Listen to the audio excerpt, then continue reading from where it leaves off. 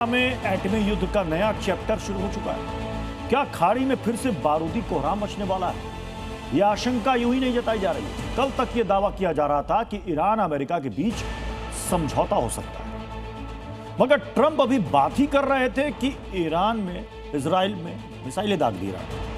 Iran के Tehran समेत कई शहरों में धमाके हुए। इस हमले के जवाब में ईरान ने भी मिडिल ईस्ट में हमला कर दिया, लेकिन उसका असली बदला आज रात को देखने को मिल सकता है।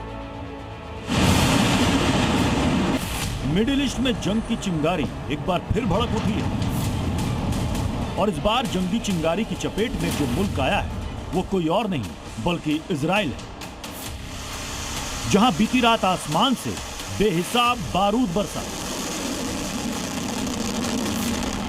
आसमान में शोलों की शक्ल में दिखाई देने वाली ये मिसाइलें ईरान की हैं। इन्हीं मिसाइलों ने इजराइल के रिहायशी इलाके में भारी तबाही मचाई, कई घर तबाह हो गए। दावा किया गया कि दक्षिणी और मध्य इजराइल को निशाना बनाते हुए ईरान ने दर्जनों मिसाइल अटैक किए। मीडिया रिपोर्ट्स की माने इजराइल की राजधानी तेल अवीव पर मिसाइलें दागी। यरूशलेम पर भी ईरान ने मिसाइलों से हमला किया।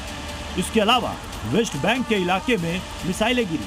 वहीं इजराइल के रमत डेविड जैसी जगहों पर हमले हुए। आपको बता दें कि इजराइल पर यह मिसाइली अटैक सिर्फ ईरानी सरजमी से नहीं बल्कि यमन से भी किए गए। आईआरजीसी की तरह यमन के हूती विद्रोहियों ने भी इजराइल के अलग अलग ठिकानों पर एक के बाद एक सिलसिलेवार अंदाज में कई बैलिस्टिक मिसाइलें दागी। हालांकि इजरायली डिफेंस फोर्स ने कई मिसाइलों को इंटरसेप्ट किया और ईरान यमन के मिसाइल हमलों को नाकाम भी किया, मगर ईरान की तरफ से इतनी तादाद में मिसाइलें दागी गई थी जिसे रोक पाने में इजरायली डिफेंस नाकाम रहा। जी हां, इस बार ईरान इजराइल में जो संघर्ष छिड़ा है उसकी वजह लेबनान की राजधानी बेरूत में इजराइल के हमले थे, जो हिजबुल्लाह के ठिकानों पर किए गए थे।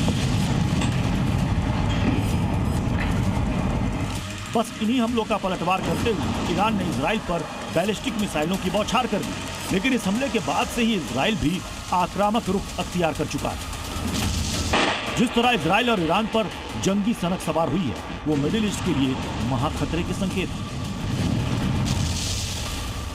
क्योंकि बीते कुछ दिनों से खाड़ी में जो शांति थी वो इस बारूदी कोहराम के साथ ही महायुद्ध में तब्दील हो सकती है। ब्यूरो रिपोर्ट, जी मीडिया।